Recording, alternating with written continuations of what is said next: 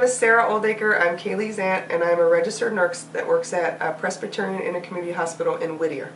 And I'm going to tell you today about my interactions with homeless patients that I come in contact with usually every shift that I'm at work. So what services do you provide for them at the hospital?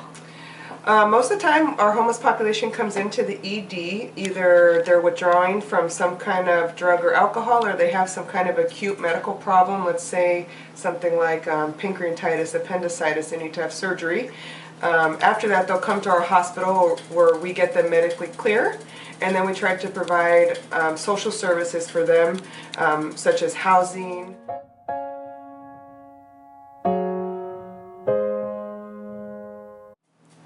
What services do you feel they need when they leave the hospital? I feel like sometimes there's a lapse between if somebody is coming in and they're homeless and they have an addiction or a mental health issue. They definitely need some kind of outpatient help with that, whether it be housing or whether it be getting into some kind of drug and alcohol abuse program. So, what shortcomings do you see in the resources available now? Right now I think I see a shortcoming in the lack of resources for long-term care after somebody is hospitalized.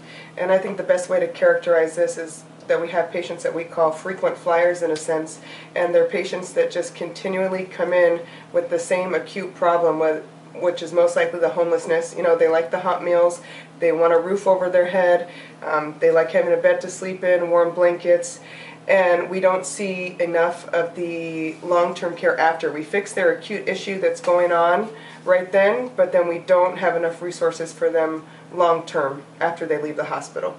So it costs the hospital a lot of money every time a patient comes in, and eventually it ends up costing more to have them to continue to come in short-term rather than take care of the problem long-term. Also, I have a brother-in-law that's a firefighter, and him and I talk about this all the time, Kaylee's uncle, and he talks about picking up the same patients all the time. Recently he was just telling me about a young kid, I think, what is he, around 18 or something, Starlin?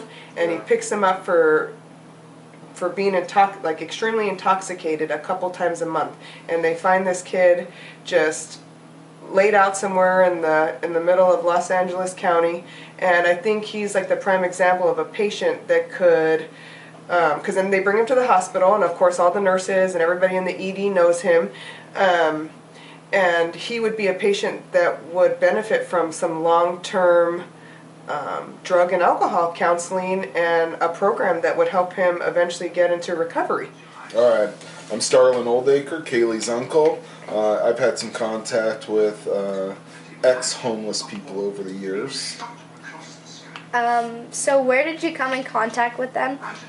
And did they seem like they were improving with the care that they were receiving? Yeah, so I met them at the Bishop Gooden in Pasadena. It's a drug and rehabilitation center. It's a select population because it's a facility that's through private pay or insurance. It's not Medi-Cal, it's not government funded. So these are all people, some of the people had been homeless but seeking help, and they had family that was willing to help them once they wanted to get off the street and stop using or drinking. So what kinds of things did you see the homeless people had to overcome coming off of the streets? Yeah, so there was quite a few things. If they came straight off the street, it was just simply kind of getting into the habit of showering every day. But what was really more challenging was the years of neglect, because they at some point had been ticketed or arrested. They hadn't handled any of these issues, so whether it was possession.